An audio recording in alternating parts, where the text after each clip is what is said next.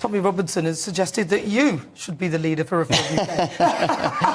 Why nothing? So can I just start where I'd like to start, if I may, rather than going into who should take over as leader of Reform? Well, no, that's why I brought you in. That's specific questions and no. Elon Musk is the richest man in the world, runs businesses successfully. He's got attention to detail. He develops his views, possibly very rapidly, but he's capable of attention to detail and forming a view quickly and putting it out there.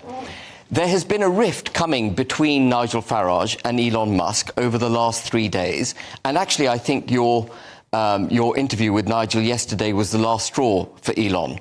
So just to explain to people where the rift came, what Elon said was that Tommy Robinson is a political prisoner. And Nigel came on your show and he said, no, he's not. He's in jail for contempt. And actually, technically, and in all material respects, Nigel is wrong. Because Tommy Robinson was... the charge of contempt was brought by the Attorney General, who is a Labour-appointed political figure. So it was a political individual that brought the charge for contempt against Tommy Robinson. And Tommy Robinson was in dispute over a civil matter. It wasn't a criminal matter. And it is highly unusual for the Attorney General to get involved in a civil dispute. And they're only allowed to do it if there's a matter of public interest at stake.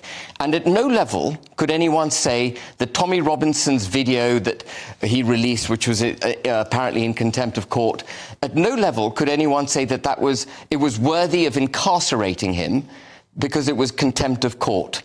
And so at one level, yes, Tommy Robinson was in contempt of court and went to jail as a result of it. But fundamentally, it was a political figure that brought the charge against Tommy Robinson for contempt, and his incarceration was way over the top for a civil judgment. And Nigel came on your show and he said that, I'll explain it to Elon. Well, actually, Elon, I'm sure, would have read how it was that the contempt of court case was brought against Tommy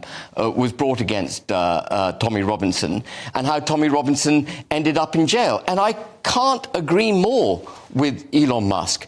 Tommy Robinson became the political victim of a narrative and an ideology that has taken hold in this country, where you're not allowed to challenge any ethnic minority, given root through diversity, equity and inclusion, the regulatory and legislative framework which you and I have discussed many times on programmes before. Now, you don't have to be a believer in Tommy Robinson. You don't have to be a denouncer of Tommy Robinson, but you've got to stick to the facts. And Nigel got the facts completely wrong when it came to Tommy Robinson's incarceration. And Tommy Robinson Elon Musk responded to her... But he is effectively in prison for contempt of court. Yeah, but that doesn't brought by a political figure. Doesn't mean that... But both two things can be true at the same time. One can be that he is in prison for contempt of court, which is true. The other can be that ultimately he's a political prisoner. Why can those two things not be... But the key point is that it was a politically motivated court case, and that's what Elon was saying. Yeah. And I think just one more thing I'd like to say. Elon Musk is someone who is prepared to test the shifting of the Overton window. And it is vital, by the way, that we test the shifting of the Overton window across Western civilization. The reason I'm in politics is because I think that Western civilization, the United Kingdom, most pertinently in my case, faces an existential threat at multiple levels. And it's because of the way we've been governed for 27 years, and we need a 180-degree change in the way that we're governed. We will not achieve the change in the way that this country is governed unless we're prepared to test the Overton window. And Nigel, I'm afraid, has been extremely timid over the last few months in the way that he's gone about progressing reforms progress.